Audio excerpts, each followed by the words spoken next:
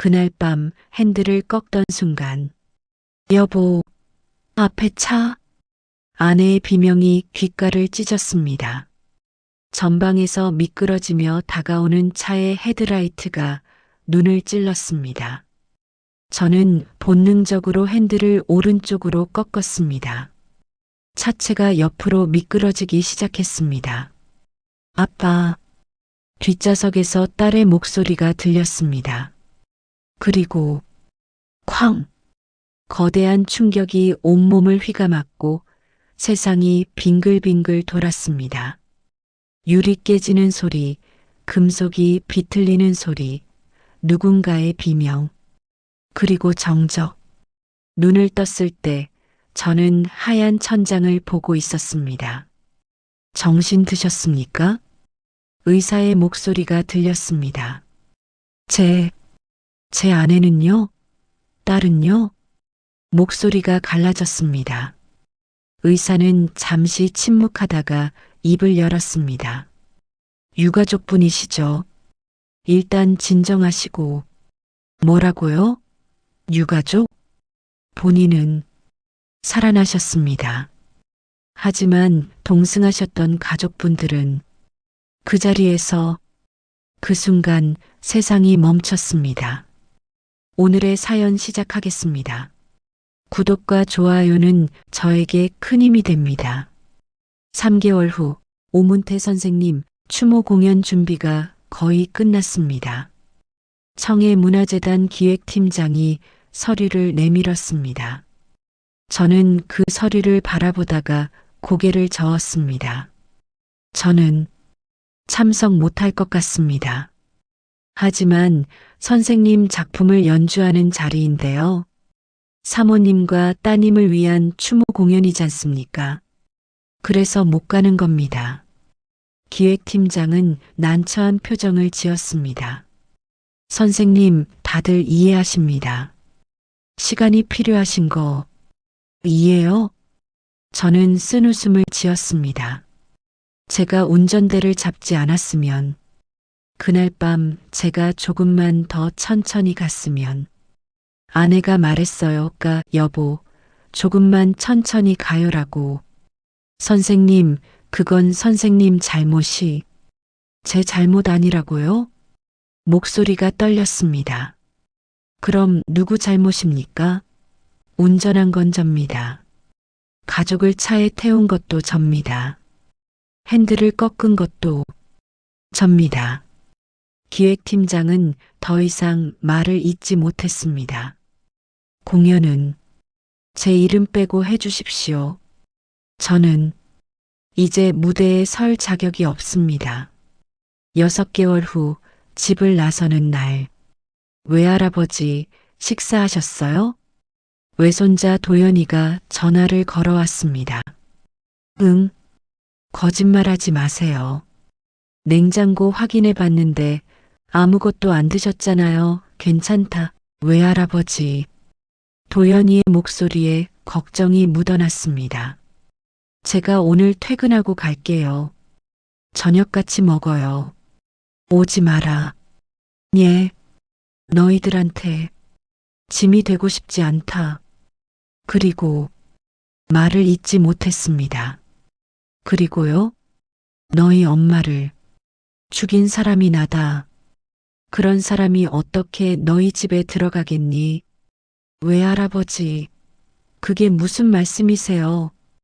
도연이가 소리쳤습니다. 사고였어요. 외할아버지 잘못 아니라니까요. 미안하다. 저는 전화를 끊었습니다. 그리고 그날 밤 저는 결심했습니다. 사라지자. 이 세상에서. 그날 밤 길 위에서 지갑과 휴대폰만 챙겨 집을 나왔습니다. 겨울바람이 매서웠습니다. 어디로 가지? 중얼거리며 걷다가 문득 생각했습니다. 어디든 상관없어. 아무도 나를 모르는 곳이면 돼. 한참을 걷다 보니 낯선 골목이었습니다. 할아버지, 지갑 좀 보여주시겠어요? 뒤에서 누군가의 목소리가 들렸습니다. 돌아보니 후드를 뒤집어 쓴 젊은이 둘이 다가오고 있었습니다. 뭐, 지갑이요. 급한 일이 있어서요. 그들이 다가왔습니다. 저는 그냥 순순히 지갑을 내밀었습니다. 휴대폰도요. 휴대폰도 건넸습니다. 와, 이 할아버지 순애. 고맙습니다. 그들은 웃으며 사라졌습니다. 순간 머리가 핑 돌았습니다. 약을 먹지 않아서였을까요? 아니면 추위 때문이었을까요? 시야가 흐려지고 다리에 힘이 풀렸습니다. 그대로 길바닥에 쓰러졌습니다. 다음 날 새벽 눈을 떴을 때 저는 차가운 벤치 위에 있었습니다. 여기가 어디지? 주위를 둘러봤습니다. 거리에 간판들이 보였지만 하나도 익숙하지 않았습니다. 나는 누구였지? 기억이 뿌옇게 흐려졌습니다. 이름이 뭐였더라? 집은 어디였더라? 오문, 태?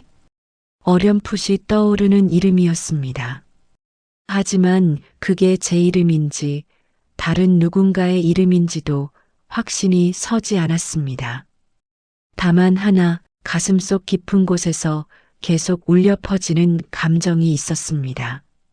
나는 나쁜 사람이다. 나는 살 자격이 없는 사람이다.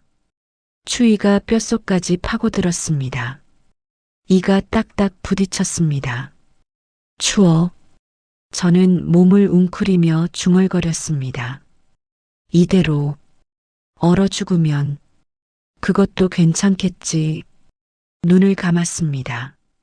어둠 속에서 누군가의 웃음소리가 들리는 것 같았습니다. 여보, 조금만 천천히 가요. 아빠 공연 멋졌어. 그 목소리들이 점점 멀어져 갔습니다. 추위에 떨다가 저 멀리 환한 빛이 보였습니다. 저기 따뜻할까? 저는 비틀거리며 그쪽으로 걸어갔습니다. 작은 병원 건물이었습니다. 서울 메디컬 의원 간판이 보였습니다. 응급실 문 옆에 벤치가 있었습니다. 여기 앉아 있으면 조금은 주저앉았습니다. 벽에서 새어나오는 미세한 온기라도 느끼고 싶었습니다. 하지만 추위는 계속 뼛속으로 파고들었습니다. 이가 딱딱 부딪혔습니다. 손을 호호 불어봤지만 소용없었습니다. 이대로 죽는 건가? 눈꺼풀이 무겁게 내려왔습니다. 조심스러운 발소리. 얼마나 시간이 지났을까요? 어르신? 누군가의 목소리가 들렸습니다.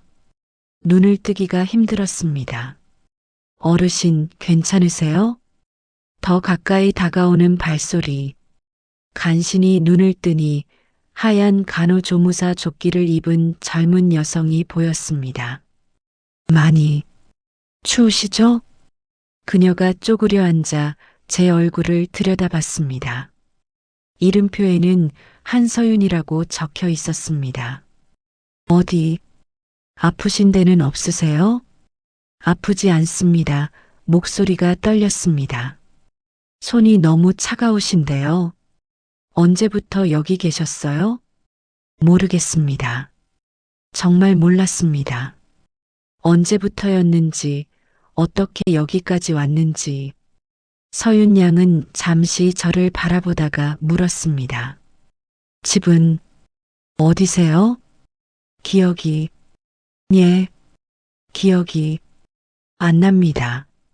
서윤 양의 표정이 굳었습니다. 이름은 기억나세요? 오문태 같은데 확실하지 않습니다. 그녀는 작은 한숨을 쉬었습니다. 보호자분 연락처는요? 저는 고개를 저었습니다. 지갑도 휴대폰도 없습니다. 어떻게 된 거예요? 모르겠습니다. 누가 가져간 것 같기도 하고. 서윤 양은 입술을 깨물었습니다. 잠깐만 기다리세요. 서윤 양이 일어나 병원 안으로 들어갔습니다. 5분쯤 지났을까요? 그녀가 다시 나왔습니다. 손에는 보온 도시락이 들려 있었습니다. 어르신, 그녀가 제 옆에 앉으며 도시락을 열었습니다. 김이 모락모락 나는 흰 죽이었습니다. 이거 제가 먹으려고 가져온 건데요. 숟가락으로 죽을 뜨며 말했습니다. 어르신 먼저 드세요. 저는 나중에 편의점에서 사 먹으면 되니까. 제가 어떻게... 괜찮아요. 이렇게 추운데 굶으시면 안 되잖아요. 그녀가 숟가락을 제 입 가까이 가져왔습니다. 자, 드세요. 저는 떨리는 손으로 숟가락을 받았습니다. 죽 한 숟가락을 입에 넣었습니다. 따뜻함이 목구멍을 타고 내려갔습니다.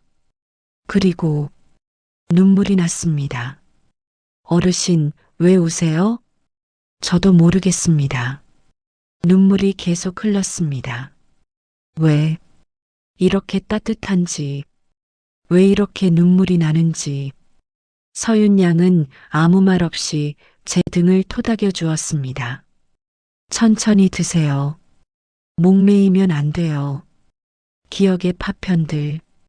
죽을 반쯤 먹었을 때 서윤 양이 조심스럽게 물었습니다. 어르신 혹시 어떤 일을 하셨는지는 기억나세요? 음악을 했던 것 같습니다. 음악이요? 북, 장구, 그런 것들. 말을 하다가 머리가 지끈거렸습니다. 국악이었나? 국악이요? 그럼 작곡가셨나요? 연주자셨나요? 잘 모르겠습니다. 그냥 무대 같은 게 보입니다. 사람들 박수 소리도. 서윤 양이 고개를 끄덕였습니다. 혹시 가족은요? 아드님이나 따님은요? 그 순간 가슴 한쪽이 찢어지는 것 같았습니다. 딸이 있었던 것 같습니다. 있었다고요? 지금은 없습니다. 돌아가신 거예요? 고개를 끄덕였습니다. 제가 제 잘못으로, 예, 제가 죽였습니다. 제 손으로. 서윤 양이 깜짝 놀란 표정을 지었습니다. 어르신, 그게 무슨... 운전을 제가 했습니다. 그리고 사고가... 말을 잇지 못하고 울음이 터졌습니다. 아내도 딸도 다 저 때문에. 침묵의 위로. 서윤 양은 한동안 아무 말이 없었습니다. 보통 사람들은 이렇게 말하곤 했습니다. 어르신 잘못 아니에요. 사고는 누구나 당할 수 있어요. 너무 자책하지 마세요. 하지만 서윤 양은 그런 말을 하지 않았습니다. 그저 조용히 제 옆에 앉아 있었습니다. 찬바람이 불어왔습니다. 그녀는 자신이 입고 있던 가디건을 벗어 제 어깨에 걸쳐 주었습니다. 어르신, 예, 제가 뭐라고 위로하면 아마 별로 위로가 안 될 것 같아요. 그냥 제가 여기 있을게요. 조금만요. 그 말이 그 어떤 위로보다 마음에 와닿았습니다. 이 사람은 나를 판단하지 않는구나. 그냥 곁에 있어주는구나. 새벽 근무의 끝. 얼마나 시간이 지났을까요? 병원 안에서 누군가가 서윤 양을 불렀습니다. 서윤아, 환자 오셨어. 아, 네. 지금 갑니다. 서윤 양이 벌떡 일어났습니다. 어르신, 제가 일 봐야 해서요. 가십시오. 오래 붙들어 죄송합니다. 아니에요. 그녀가 가방을 뒤져 뭔가를 꺼냈습니다. 10,000원짜리 지폐 몇 장이었습니다. 이거 많지는 않은데요. 안 됩니다. 괜찮아요. 저 다음 주에 월급 들어와요. 그녀가 제 손에 돈을 쥐어 주었습니다. 근처에 찜질방이 있어요. 거기 가서 오늘 하루만이라도 따뜻하게 쉬세요. 왜 이러십니까? 예. 왜? 저 같은 사람한테.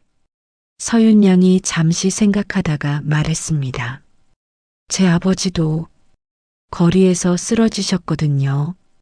그때 누군가 아버지를 병원에 데려다 줬어요. 그분 덕분에 아버지가 살았고요. 그녀의 눈에 물기가 어렸습니다. 그래서 저도 누군가 쓰러져 있으면 그냥 못 지나가요. 서윤아, 빨리. 네. 어르신, 저 진짜 가봐야 해요.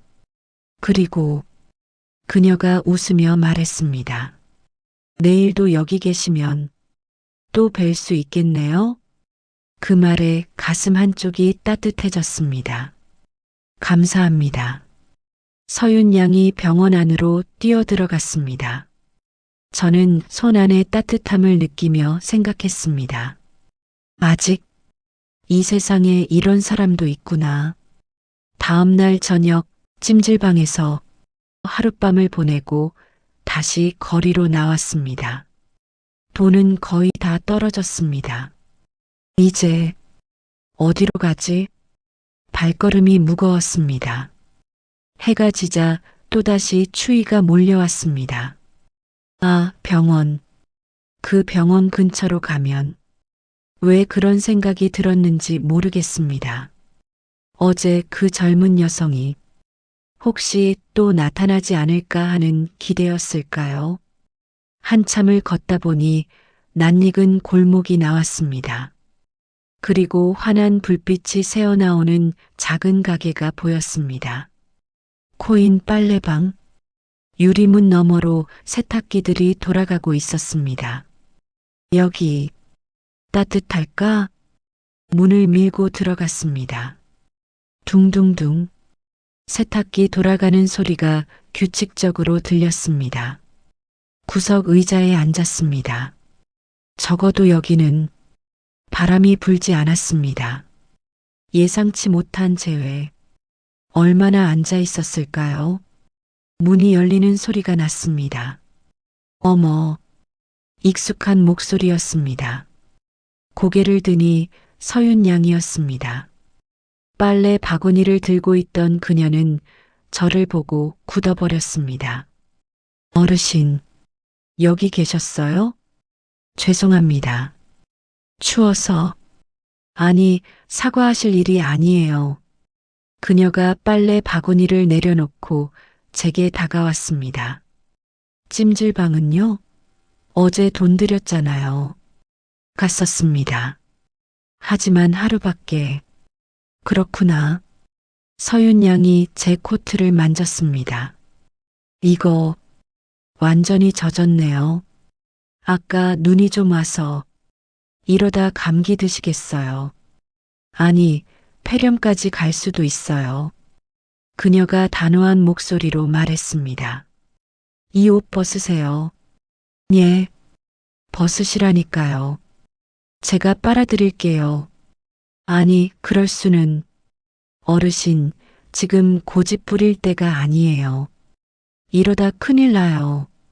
서윤 양이 잠시 생각하더니 말했습니다. 잠깐만 기다리세요. 제가 금방 올게요. 어디?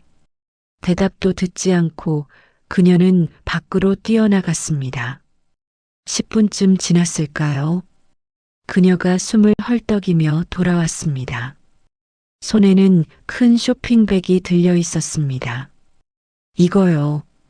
쇼핑백을 열어보니 두꺼운 패딩, 스웨터, 바지가 들어 있었습니다. 이게 아버지 옷이에요.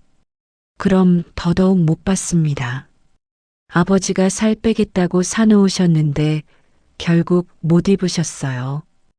그녀가 웃으며 말했습니다. 어차피 옷장에서 자리만 차지하고 있던 거예요. 어르신이 입으시는 게 오히려 아버지도 좋아하실 거예요. 하지만 어르신, 서윤 양이 진지한 표정으로 말했습니다. 제발 받으세요. 제가 그냥 지나칠 수가 없어요.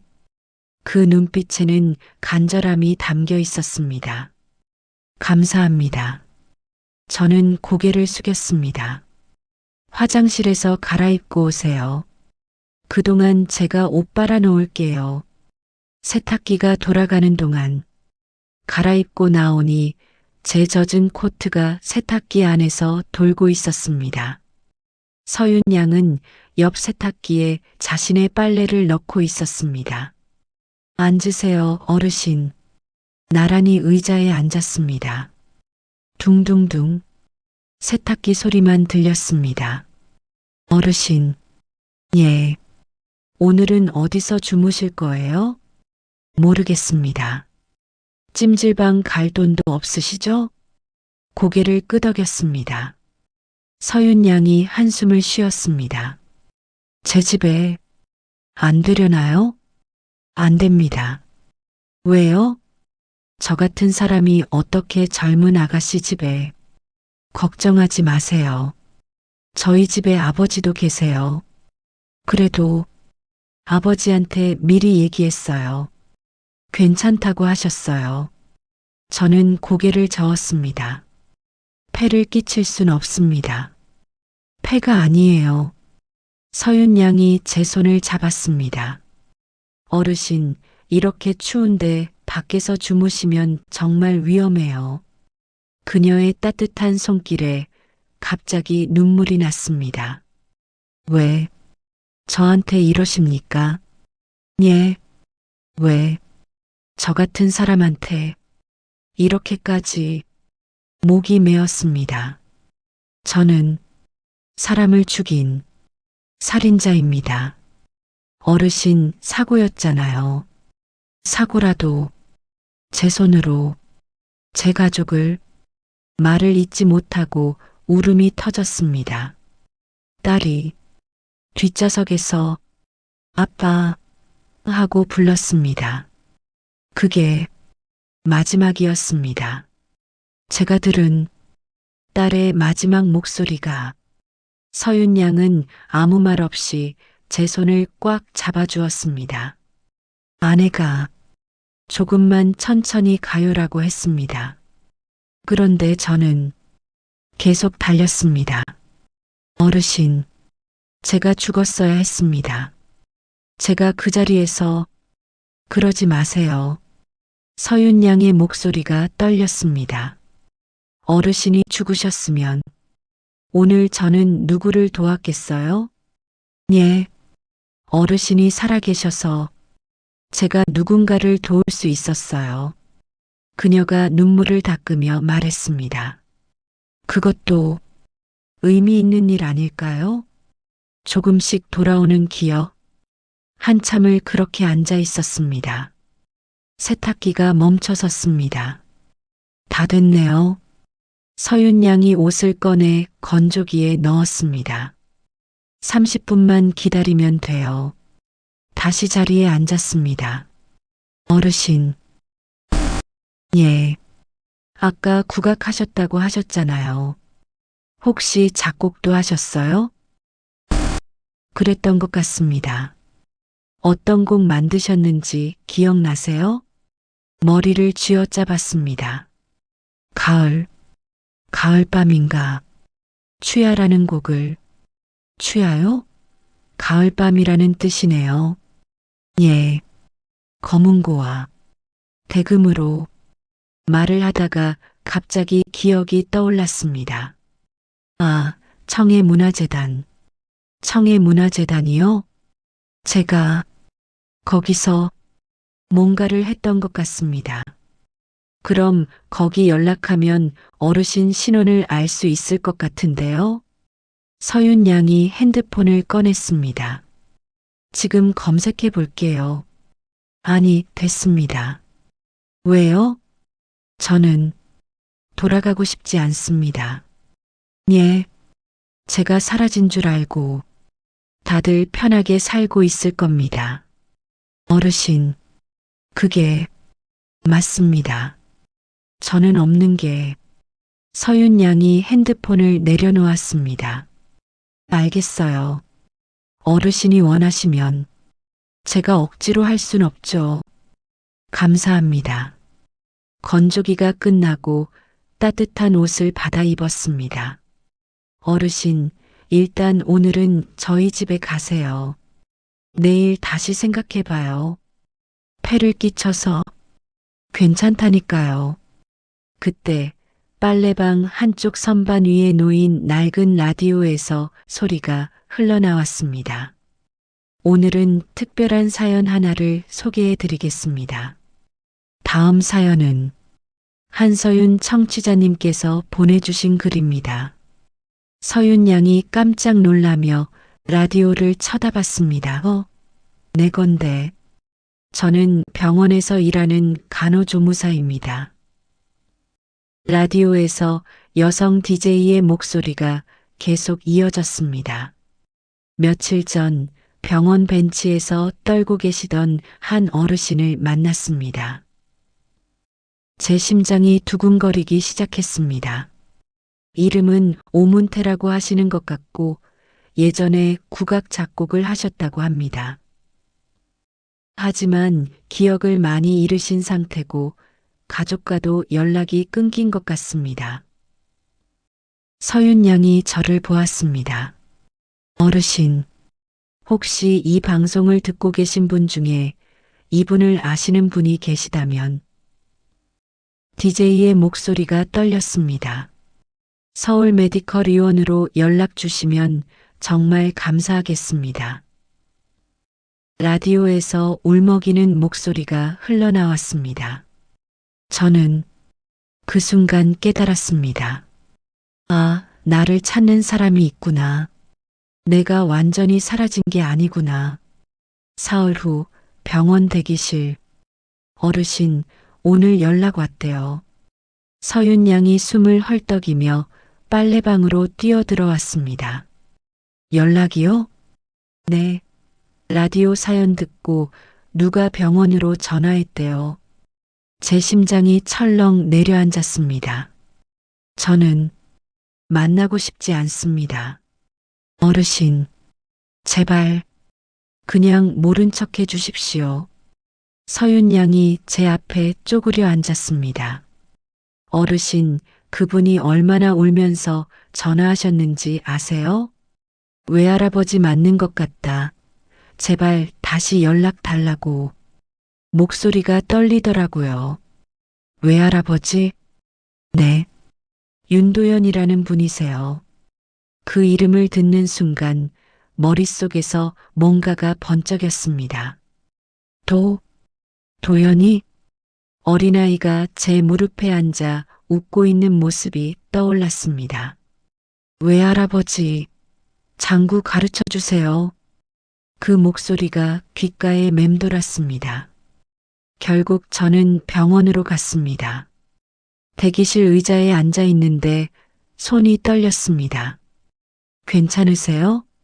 서윤 양이 제 옆에 앉으며 물었습니다. 무섭습니다. 뭐가요? 저를 원망하는 눈빛을 보는 게. 어르신, 도연이 어머니를 제가 죽였습니다. 그 아이가 저를 어떻게 보겠습니까? 서윤 양이 제 손을 잡았습니다. 한번 믿어보세요. 그분이 만약 어르신을 원망했다면 이렇게 울면서 찾으셨을까요? 그때 대기실 문이 열렸습니다. 정장 차림의 젊은 남자가 들어왔습니다. 키가 크고 어딘가 낯익은 얼굴이었습니다. 그가 저를 보는 순간 그 자리에 얼어붙어 버렸습니다. 외할아버지? 그 목소리에 제 눈에서 눈물이 흘러내렸습니다. 도연이, 맞니? 목소리가 떨렸습니다. 도연이는 입술을 깨물며 천천히 다가왔습니다. 외할아버지, 정말 외할아버지세요? 미안하다. 왜 사과하세요? 도연이가 울먹이며 소리쳤습니다. 왜 혼자 사라지신 거예요? 우리가 얼마나 찾았는데요? 너희들한테 짐이 되고 싶지 않아서. 짐이라니요. 도연이가 제 앞에 무릎을 꿇고 앉았습니다. 외할아버지는 짐이 아니에요. 가족이에요. 하지만 너희 어머니를 내가 그만하세요. 도연이가 제 손을 꽉 잡았습니다. 사고였어요. 외할아버지 잘못이 아니라니까요. 도연아, 외할아버지가 그날 돌아가셨으면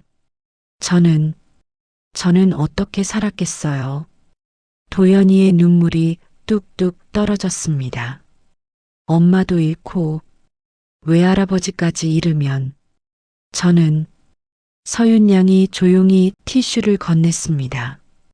도연이는 얼굴을 닦으며 말을 이었습니다.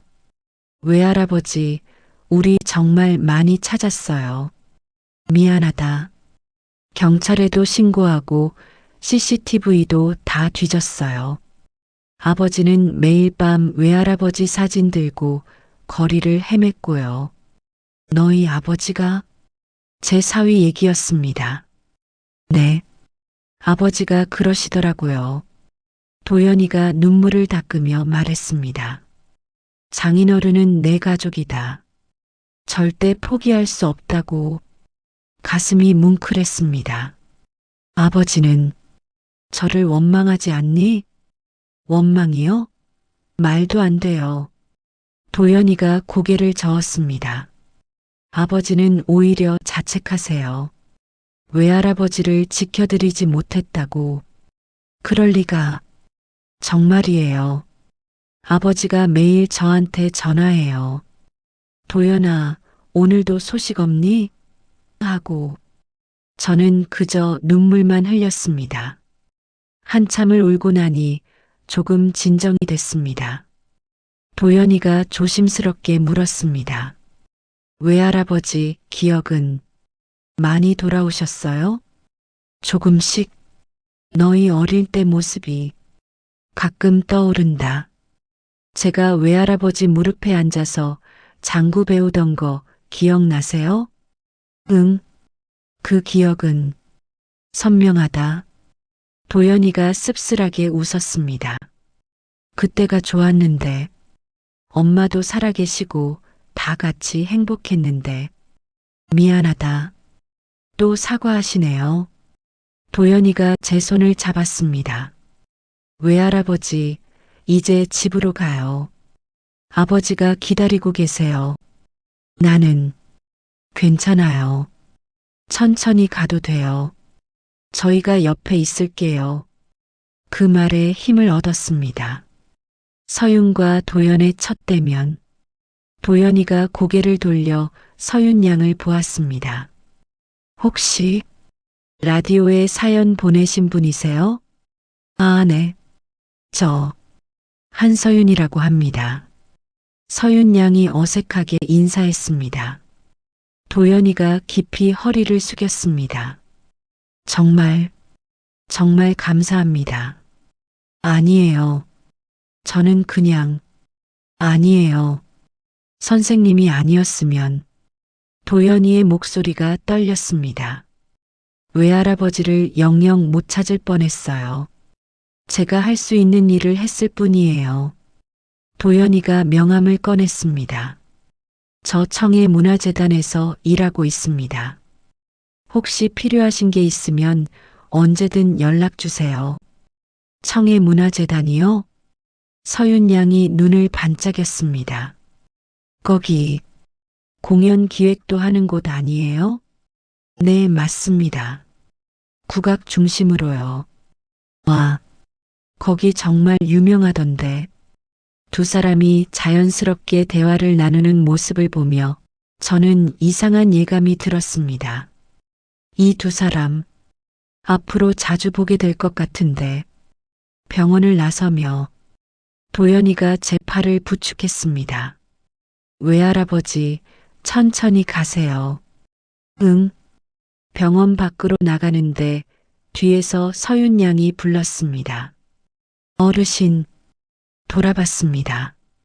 건강하세요. 그리고 행복하세요. 그녀의 눈에 눈물이 맺혀 있었습니다. 서윤 씨, 도연이가 서윤 양에게 다가갔습니다. 혹시 괜찮으시면 나중에 식사라도 대접하고 싶은데요. 아, 그러실 필요 없어요. 아니에요. 꼭 보답하고 싶습니다. 그럼 서윤 양이 작게 웃었습니다. 연락 주시면 시간 날 때, 네, 꼭 연락드리겠습니다. 도연이의 얼굴이 환해졌습니다. 저는 그 모습을 보며 속으로 생각했습니다. 이 아이가 벌써 설레는구나. 차에 오르며 뒤를 돌아보니 서윤 양이 손을 흔들고 있었습니다. 저도 손을 들어 화답했습니다. 그 아이 덕분에 나는 다시 살아났다. 그리고 어쩌면 도연이에게도 새로운 인연이 시작될지 모른다. 차가 출발했습니다. 창밖으로 스쳐 지나가는 풍경을 보며 저는 처음으로 이런 생각을 했습니다. 살아야겠다. 조금 더. 차가 한 아파트 단지 앞에 멈춰 섰습니다. 외할아버지, 다 왔어요. 여기가? 네.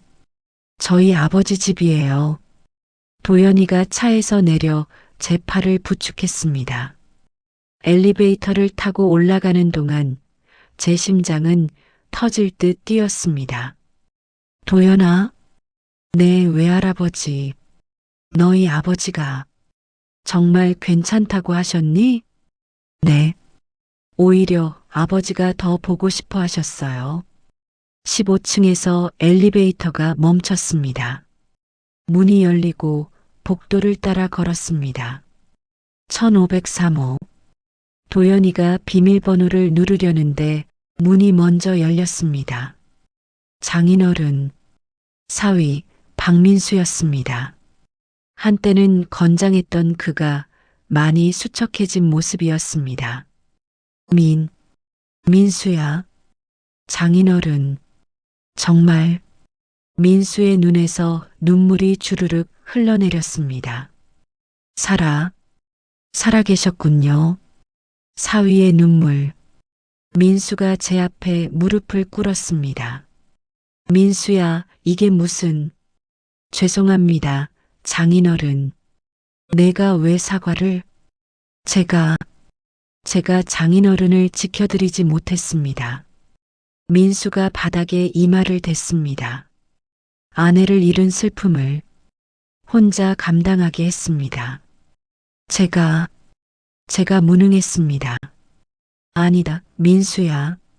저는 떨리는 손으로 사위의 어깨를 잡았습니다. 내 잘못이 아니다. 모두 다 내 잘못이다. 아닙니다. 민수가 고개를 들었습니다. 사고는 누구 잘못도 아니었습니다. 저도 처음엔 누군가를 탓하고 싶었습니다. 하지만 시간이 지나며 깨달았습니다. 그날 밤 운전한 게 장인어른이 아니라 제가 됐어도 결과는 같았을 거라는 걸. 민수가 제 손을 꽉 잡았습니다. 그러니 제발 자책하지 마세요. 아내도 그걸 원하지 않을 겁니다. 그 말에 눈물이 터져 나왔습니다. 민수야, 집에 들어오세요, 장인어른. 이제 집에 오셨습니다. 집 안으로 들어가니 깨끗하게 정돈된 거실이 보였습니다. 외할아버지, 여기 앉으세요. 도연이가 소파로 안내했습니다. 민수가 부엌으로 가더니 따뜻한 차를 내왔습니다. 장인어른, 이거 드시고 좀 쉬세요. 고맙다. 차를 마시는데 문득 복도 끝 방문이 눈에 들어왔습니다. 그 방에서 무언가 익숙한 기운이 느껴졌습니다. 저 방은 민수와 도연이가 시선을 교환했습니다. 아내 방입니다. 민수가 조용히 대답했습니다. 사고 이후로 그대로 보존하고 있습니다. 들어가 봐도 되겠니? 네, 장인어른. 당연히요. 방문을 열었습니다. 단정하게 정리된 책상, 옷장, 침대. 벽에는 딸의 사진들이 걸려 있었습니다. 피아노 연주회 사진, 가족여행 사진, 결혼식 사진. 수진아. 딸의 이름이 입에서 흘러나왔습니다. 아빠가 늦었지? 사진 속 딸이 웃고 있었습니다. 아빠 때문에 너무 일찍 떠났지. 눈물이 떨어졌습니다. 미안하다. 정말 미안하다. 한참을 그렇게 서 있었습니다. 그때 뒤에서 민수의 목소리가 들렸습니다. 장인어른. 응? 아내가 마지막 순간에 뭐라고 했는지 아십니까? 여보, 괜찮아. 사고야. 라고 했습니다. 민수의 목소리가 떨렸습니다. 그리고 아빠 잘못 아니야 라고. 그게 마지막 말이었습니다. 제 다리에 힘이 풀렸습니다. 아내는 아버지를 원망하지 않았습니다. 단 한 번도. 수진이가? 네. 그러니 제발 용서하세요. 본인을. 며칠 후 병원 진료를 받았습니다. 기억상실은 외상 후 스트레스와 저체온증이 복합적으로 작용한 것 같습니다. 의사가 차트를 보며 설명했습니다. 꾸준히 치료받으시면 기억은 대부분 돌아올 겁니다. 얼마나 걸릴까요? 개인차가 있지만 3개월에서 6개월 정도 예상됩니다. 도연이가 옆에서 물었습니다. 그동안 주의할 점은 뭔가요? 스트레스를 피하시고 규칙적인 생활을 하셔야 합니다. 그리고 의사가 저를 보며 말했습니다. 주변 사람들의 따뜻한 관심이 가장 중요합니다. 기억은 감정과 연결되어 있거든요. 알겠습니다, 선생님. 진료실을 나오며 도연이가 말했습니다. 외할아버지, 우리 매일 산책하면서 옛날 얘기 나눠요. 그래야겠구나. 그리고 재단 사람들도 외할아버지 보고 싶어 한대요. 재단? 청해문화재단이요. 외할아버지가 이사장이셨잖아요. 내가? 네. 기억 안 나세요? 조금씩 뭔가가 떠올랐습니다. 회의실, 악보, 젊은 연주자들.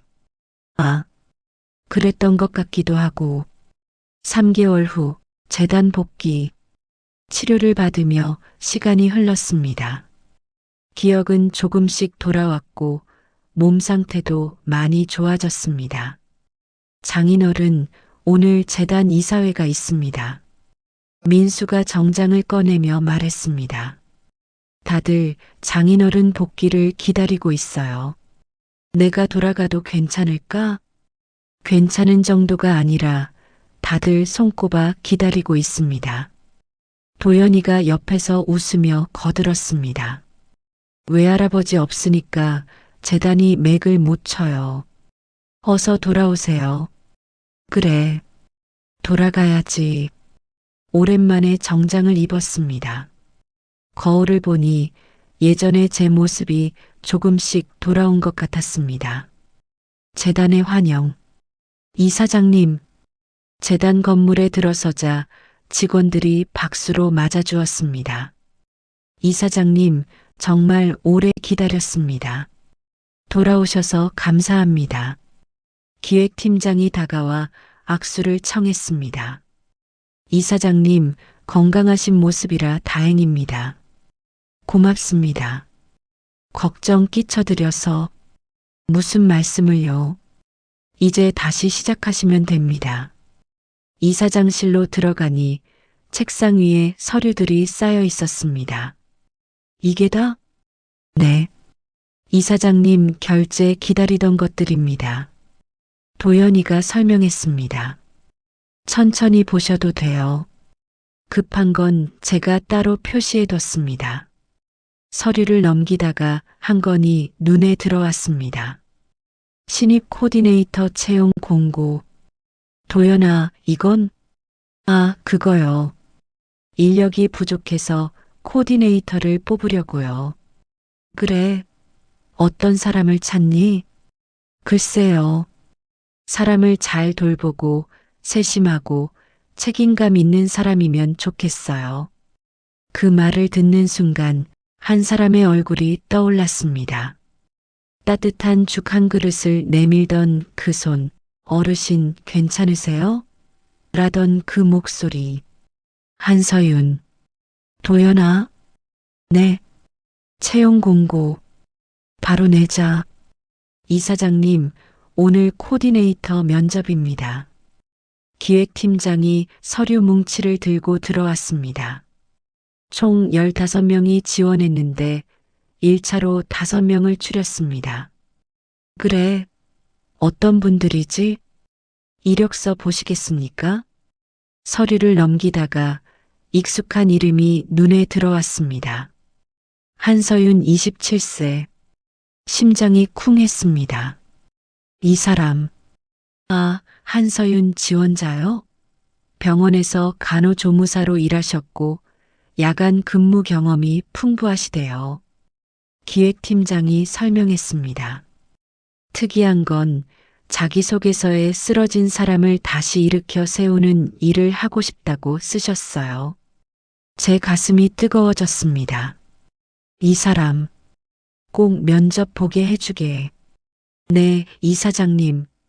오늘 오후 2시에 오시기로 했습니다. 면접장에 제외. 오후 2시. 면접장에 앉아 서류를 정리하고 있었습니다. 도연이가 옆에 앉아 있었습니다. 외할아버지, 긴장되세요? 응? 아까부터 계속 시계만 보시잖아요. 아, 그런가. 톡톡. 문 두드리는 소리가 들렸습니다. 들어오세요. 문이 열리고 정장을 입은 여성이 들어왔습니다. 한서윤이었습니다. 안녕하십니까? 한서윤입니다. 그녀가 저를 보는 순간 말이 끊겼습니다. 어르신? 오늘은 이사장님이라고 불러야죠. 도연이가 웃으며 거들었습니다. 서윤 양의 얼굴이 새하얘졌습니다. 저는. 앉으세요, 한서윤 씨. 기획팀장이 의자를 가리켰습니다. 서윤 양은 떨리는 손으로 의자를 잡고 앉았습니다. 면접 시작. 자, 그럼 자기소개 부탁드립니다. 기획팀장이 말했습니다.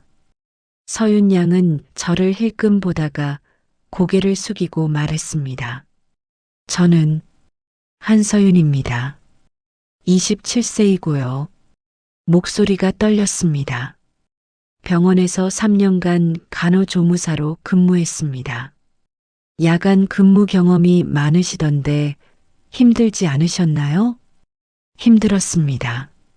하지만 서윤 양이 고개를 들었습니다. 밤에 더 힘든 사람들이 있다는 걸 알았습니다. 어떤 사람들이요? 갈 곳 없는 사람들, 아픈 사람들, 외로운 사람들. 그녀의 눈이 제게 향했습니다. 그런 분들을 보면 그냥 지나칠 수가 없었습니다. 도연이가 서류를 보며 물었습니다. 자기소개서에 쓰러진 사람을 다시 일으켜 세우는 일을 하고 싶다고 쓰셨는데요. 구체적으로 설명해 주시겠습니까? 제 아버지가 한때 많이 아프셨습니다. 서윤 양이 조심스럽게 말했습니다. 거리에서 쓰러지셨는데 지나가던 분이 구해주셨어요. 그때 그분이 안 계셨으면 저는 아버지를 잃었을 겁니다. 그녀의 목소리가 떨렸습니다. 그래서 저도 누군가의 그런 사람이 되고 싶습니다. 진짜 질문. 제가 입을 열었습니다. 한서윤 씨. 네, 이사장님. 왜 하필 우리 재단에 지원하셨습니까? 서윤 양은 잠시 망설이다가 대답했습니다. 솔직히 말씀드려도 될까요? 그럼요. 재단 일이 좋아서라기보다는 그녀가 저를 똑바로 보았습니다. 한 분을 다시 만나고 싶어서입니다. 기획팀장이 고개를 갸웃했습니다. 한 분이요? 네. 제가 한때 도왔던 분이 계신데 서윤 양의 눈에 눈물이 맺혔습니다. 그분이 잘 지내시는지 건강하신지 너무 궁금했습니다. 나중에 알고 보니 그분이 이 재단 이사장님이라고 해서 그녀가 눈물을 닦았습니다. 지원했습니다. 다시 한번 그분께 인사드리고 싶어서요. 면접장이 조용해졌습니다. 도연이가 제 얼굴을 보았습니다. 저는 고개를 끄덕였습니다.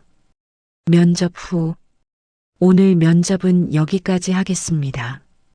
결과는 일주일 내로 통보해 드리겠습니다. 기획팀장의 말에 서윤 양이 일어났습니다. 감사합니다. 그녀가 문을 나가려는 순간 제가 불렀습니다. 한서윤 씨. 네. 그 어르신께서요. 예. 지금 아주 잘 지내고 계십니다. 서윤 양의 얼굴에 환한 미소가 번졌습니다. 정말 다행이에요. 그녀가 깊이 고개를 숙이고 나갔습니다. 문이 닫히자마자 도연이가 말했습니다. 외할아버지. 응? 저 사람이에요. 제가 찾던 사람이. 알고 있다. 정말 좋은 분이네요. 도연이의 목소리에 뭔가 설렘이 묻어났습니다. 저는 속으로 웃었습니다. 이 녀석? 벌써 마음이 갔구나. 3일 후 기획팀장이 들어왔습니다. 이사장님, 코디네이터 최종 결정 내리셔야 합니다. 한서윤 씨로 합시다. 네, 바로요? 다른 분들도 좋지만 저는 창밖을 보며 말했습니다. 사람을 돌보는 일은 기술이 아니라 마음입니다. 한서윤 씨는 그 마음이 있습니다. 알겠습니다. 그럼 합격 통보 드리겠습니다. 기획팀에 배치하게. 도연이 밑에서 일하도록. 네, 이사장님. 기획팀장이 나가고 도연이가 들어왔습니다.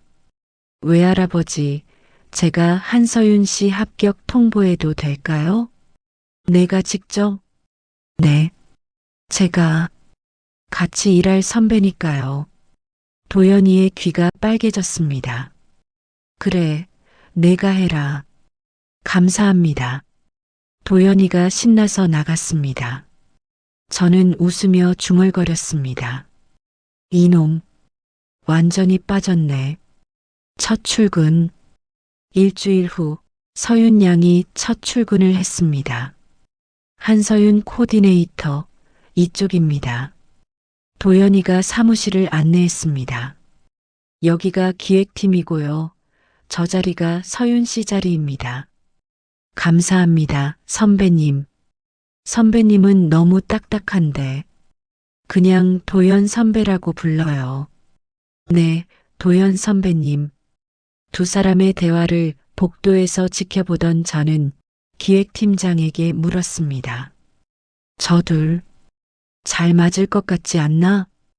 이사장님, 혹시 무슨 생각을? 무슨 생각은 그냥 좋은 선후배 관계가 되길 바라는 거지. 기획팀장이 의미심장하게 웃었습니다. 이사장님도 참. 석 달 후 변화. 서윤 양이 재단에 적응하면서 재단 분위기도 달라졌습니다. 이사장님, 야근하시는 직원들 위해서 간식 준비했어요. 공연 끝나고 연주자분들께 감사 카드 전달했습니다. 다음 주 리허설 때 따뜻한 차 준비해 두겠습니다. 작은 배려들이었지만 직원들과 연주자들의 표정이 밝아졌습니다. 한서윤 코디네이터 정말 좋은 분이에요. 그분 오고 나서 분위기가 확 달라졌어요. 그리고 도연이도 달라졌습니다. 예전에는 밤 10시면 퇴근하던 녀석이 요즘은 11시, 12시까지 남아 있었습니다. 도연아, 왜 이렇게 늦게까지 있니? 아, 외할아버지. 서윤 씨가 야근해서요. 혼자 두면 위험하잖아요. 그래. 네. 같이 일 끝내고 집까지 바래다 드리려고요. 저는 피식 웃었습니다. 그래, 그렇게 해라. 도연 선배, 이거 확인 부탁드려요. 서윤 씨, 나 지금 무대 세팅 확인하러 가야 하는데. 그럼 제가 같이 갈게요. 아니, 혼자 해도 돼. 괜찮아요. 저도 배워야죠. 둘이 함께 공연장으로 들어가는 모습을 저는 이사장실 창문에서 지켜봤습니다. 이사장님, 또 보고 계세요? 기획팀장이 웃으며 들어왔습니다. 뭘 보긴. 그냥 공연 준비가 잘 되고 있나 확인하는 거지. 그래요. 네, 그렇죠. 그렇다니까. 하지만 마음속으로는 생각했습니다. 저 녀석, 이제 슬슬 고백할 때가 됐는데. 야근 후의 대화. 그날 밤 늦게 도연이와 서윤 양이 정리를 마치고 나왔습니다. 서윤 씨, 오늘도 수고했어요. 도연 선배도요. 그런데, 응? 선배는 매일 왜 이렇게 늦게까지 남아 계세요? 도연이가 당황한 표정을 지었습니다. 그냥, 일이 많아서. 거짓말. 저 오기 전에는 일찍 퇴근하셨다면서요. 누가 그래? 다른 선배들이요. 서윤 양이 웃으며 말했습니다. 혹시 저 때문인가요? 도연이의 얼굴이 빨개졌습니다. 아, 그러니까. 선배, 응? 저도 선배 때문에 일부러 늦게 남아 있었어요. 정말? 네. 둘이 서로를 바라봤습니다. 서윤 씨, 네. 할 말이 있는데. 그때 휴대폰이 울렸습니다. 아, 잠깐만요. 서윤 양이 전화를 받았습니다. 여보세요? 아, 아버지. 도연이는 아쉬운 표정으로 기다렸습니다. 이사장의 조언. 다음 날 아침 도연이가 제 방으로 왔습니다. 외할아버지, 왜 무슨 일이니? 조언 좀 구하고 싶어서요. 무슨 조언? 도연이가 머뭇거리다가 말했습니다. 좋아하는 사람한테 고백하려는데요. 오, 저는 모르는 척 물었습니다. 누군데? 서윤 씨요. 그래, 언제부터? 처음 만났을 때부터. 아니, 외할아버지 찾을 때부터였던 것 같아요. 도연이가 얼굴을 붉혔습니다. 그때 서윤 씨가 외할아버지를 돌봐드리는 걸 보면서 아, 이런 사람이구나 싶었어요. 그래. 근데 제가 고백해도 될까요? 혹시 부담스러워하지 않을까요? 저는 웃으며 대답했습니다. 도연아? 네. 진심은 언젠가 전해지는 법이다. 그리고요? 그 아이도 너를 좋아하는 것 같던데? 정말요? 내가 보기엔 그래. 너 없으면 재단에 남아있지도 않더라. 도연이의 얼굴이 환해졌습니다. 그럼 고백해도 될까요? 해라. 남자가 확실하게. 고백의 날. 2주 후 재단 주최 공연이 성공적으로 끝났습니다. 수고하셨습니다. 다들 정말 고생 많으셨어요. 뒤풀이 자리에서 직원들이 웃고 떠들었습니다. 도연이는 계속 시계만 쳐다봤습니다. 도연 선배, 괜찮으세요? 서윤 양이 걱정스럽게 물었습니다. 응. 괜찮아. 얼굴이 빨개요. 술 많이 드신 거 아니에요? 아니야. 서윤 씨. 네. 저기, 잠깐 나가서 바람 좀 쐴래? 네, 좋아요. 둘이 밖으로 나갔습니다. 저는 기획팀장에게 윙크를 했습니다. 팀장, 우리도 슬슬 자리 정리할까? 네. 아직 9시밖에 안 됐는데요. 내일 일찍 출근해야 하잖아. 아, 네. 기획팀장이 눈치를 챘습니다. 한강 벤치에서 도연이와 서윤은 한강변 벤치에 앉았습니다. 선배, 무슨 일 있어요? 서윤 씨. 네. 도연이가 심호흡을 했습니다. 나, 할 말이 있어.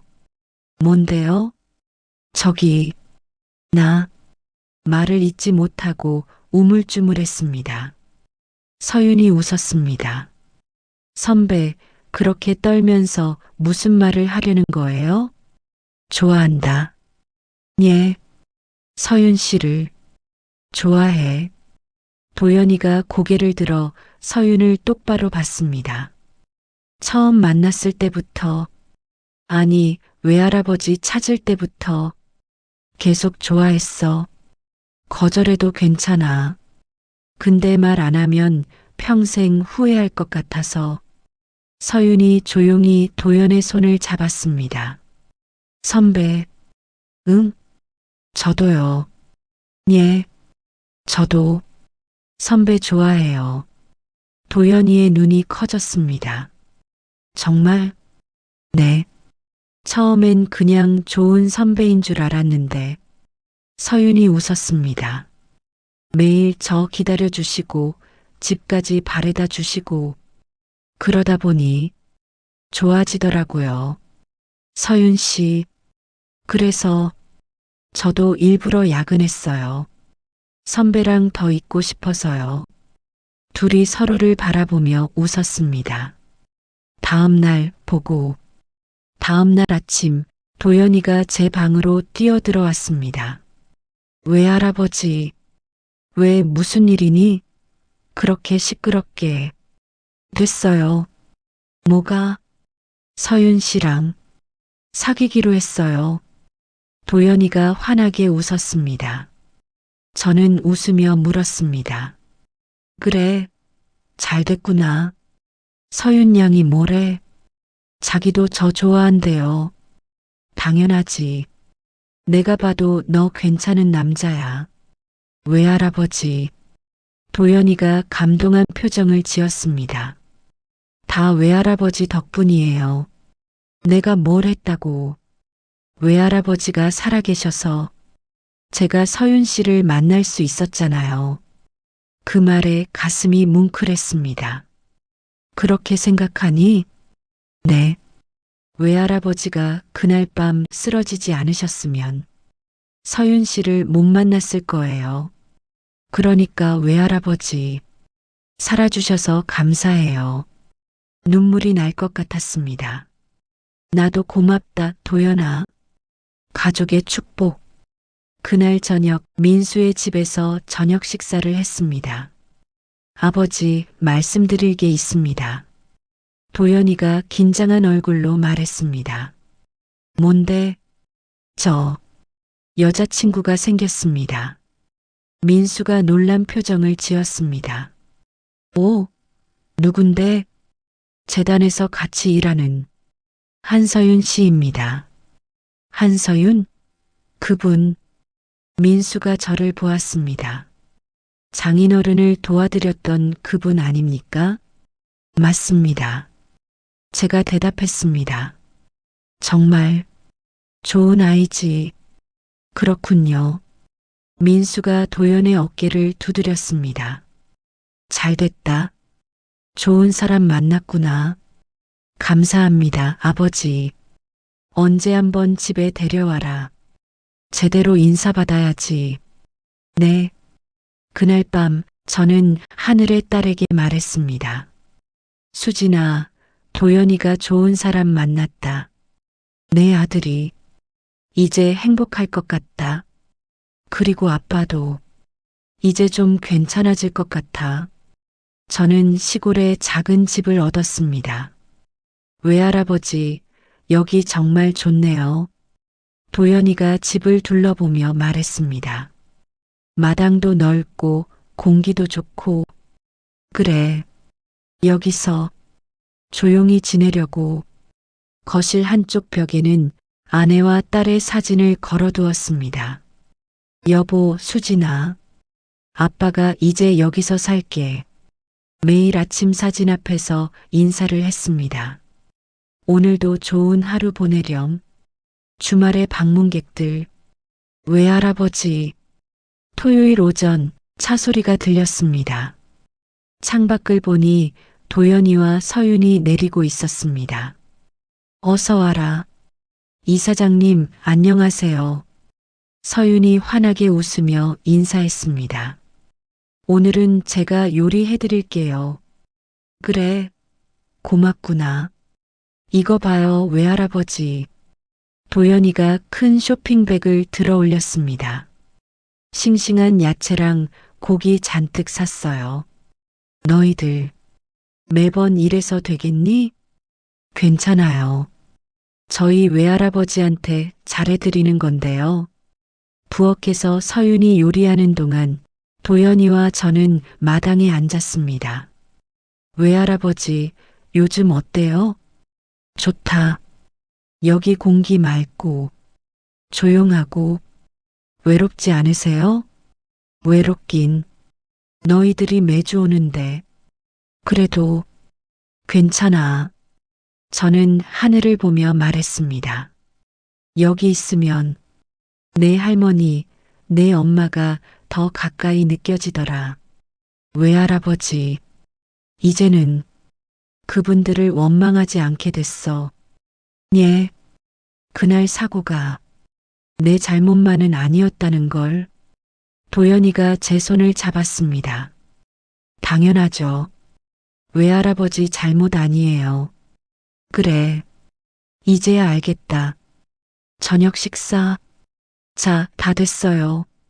서윤이 음식을 날랐습니다. 된장찌개, 제육볶음, 나물 반찬들. 우와, 서윤 씨 솜씨 좋네.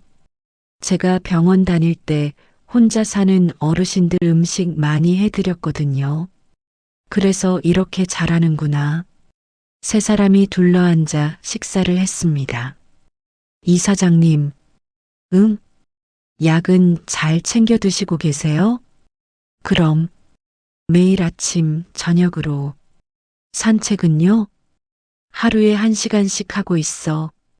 다행이다. 서윤이 웃었습니다. 건강하셔야 저희 결혼식 때 줄에도 서주시죠. 결혼식? 제가 깜짝 놀라 도연을 봤습니다. 도연이가 얼굴을 붉히며 말했습니다. 아, 그게 아직 정확히 정한 건 아니고요. 뭐야, 벌써 결혼 얘기까지 나온 거야? 네, 내년쯤 생각하고 있어요. 그래, 가슴이 벅찼습니다. 그럼 내가 주례를 당연히 서야지. 정말요? 당연하지. 너희 둘 인연의 시작을 내가 봤는데. 서윤이 눈물을 글썽였습니다. 감사합니다, 이사장님. 고맙긴. 내가 더 고맙지.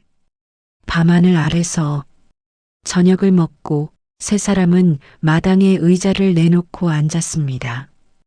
밤하늘에는 별이 가득했습니다. 와, 별 진짜 많다. 도연이가 감탄했습니다. 서울에서는 이렇게 많이 안 보이는데. 그러게요. 진짜 예쁘다. 서윤이 하늘을 올려다보며 중얼거렸습니다. 이사장님, 응? 혹시 그때 병원 벤치에서 제가 그냥 지나쳤으면 어떻게 됐을까요? 글쎄, 저는 잠시 생각했습니다. 아마 나는 그날 밤 얼어 죽었을지도 모르지. 그랬으면 큰일 날 뻔했네요. 도연이가 말했습니다. 그랬으면 저도 외할아버지 못 찾았을 거고, 나도 서윤 씨 못 만났을 거고, 우리 결혼도 못 했을 거고, 세 사람이 웃었습니다. 그러니까 제가 말했습니다. 서윤 양 덕분에 우리 모두 살았어. 무슨 말씀을요? 정말이야. 내가 그날 밤 한 그릇에 죽을 내밀지 않았으면 목이 메었습니다. 나는 여기 없었어. 그리고 도연이도 평생 날 찾으며 살았을 거야. 서윤이 눈물을 닦았습니다. 저는 그냥 당연한 일을 했을 뿐이에요. 당연한 일이 제가 그녀의 손을 잡았습니다. 가장 위대한 일이란다. 1년 후 결혼식장. 이사장님, 주례사 준비되셨죠? 기획팀장이 물었습니다. 응, 준비했어. 결혼식장 단상에 섰습니다. 앞에는 도연이와 서윤이 나란히 서 있었습니다. 하객들이 자리를 채웠습니다. 저는 마이크를 잡고 입을 열었습니다. 신랑 윤도현 군과 신부 한서윤 양의 목소리가 떨렸습니다. 결혼식 주례를 맡게 된 오문태입니다. 하객들이 조용해졌습니다. 저는 이 두 사람의 인연을 처음부터 지켜봤습니다. 그 시작은 추운 겨울밤이었습니다. 제가 그날 밤 얘기를 꺼냈습니다. 병원 벤치에서 떨고 있던 한 노인이 있었습니다. 그 노인은 모든 걸 포기하고 죽으려 했습니다. 하지만 한 젊은 여성이 다가왔습니다. 어르신, 괜찮으세요? 라고 물으며 따뜻한 죽 한 그릇을 내밀었습니다. 하객들이 숙연해졌습니다. 그 한 그릇이 목이 메었습니다. 한 사람의 목숨을 살렸고, 한 가족을 되찾았고, 오늘 두 젊은이의 결혼으로 이어졌습니다. 박수 소리가 터져 나왔습니다. 신랑 신부, 제가 두 사람을 보며 말했습니다. 너희들의 사랑이 세상을 더 따뜻하게 만들길. 그리고 눈물을 닦았습니다. 너희들 덕분에 이 늙은이가 다시 살 수 있었어. 고맙다. 3년 후 외할아버지. 현관문이 열리고 어린아이가 뛰어들어왔습니다. 문태아, 오늘도 왔구나. 제 이름을 받은 외증 손자였습니다. 외할아버지, 오늘 유치원에서 장구 배웠어요. 그래, 그럼 외할아버지한테 보여줄래? 네. 뒤에서 도연이와 서윤이 들어왔습니다. 외할아버지, 요즘 어떠세요? 좋지. 너희 덕분에. 문태가 너무 시끄럽게 하지 않나요? 무슨 소리? 집에 아이 웃음소리가 있어야 사는 맛이 나지. 저녁을 먹고 네 사람이 마당에 나란히 앉았습니다. 아이는 제 무릎에 앉아 있었습니다. 외할아버지, 별 예쁘다. 그래, 예쁘지? 저 별 중에 증조할머니랑 할머니도 있어요? 그럼, 저기 가장 밝게 빛나는 별 2개 보이지? 응, 저게 증조할머니랑 너희 할머니야. 와, 진짜요? 아이가 손을 흔들었습니다. 할머니, 안녕하세요. 그 모습을 보며 저는 하늘을 올려다봤습니다. 여보, 수진아. 나 이제 괜찮아. 너희들이 보고 싶지만 더 이상 후회하지 않아. 그리고 고맙다. 나를 용서해줘서. 저는 올해 78, 한때는 모든 걸 잃었다고 믿었던 오문태입니다. 하지만 지금은 이렇게 말할 수 있습니다. 세상이 아무리 차갑다 해도 한 사람의 따뜻함은 또 다른 인생을 살려냅니다. 혹시 지금 스스로를 탓하며 차라리 사라져버리고 싶다 생각하는 분이 계시다면 부디 당신을 보고 있는 누군가가 꼭 한 명은 있다는 걸 기억해 주시길 바랍니다. 그리고 제 이야기가 당신의 마음에 조금이나마 위로가 되었다면 구독과 좋아요 그리고 당신의 이야기 한 줄도 댓글로 들려주세요. 당신의 내일에 조금 더 따뜻한 일이 찾아오길 이 늙은이도 진심으로 빌어보겠습니다. 감사합니다.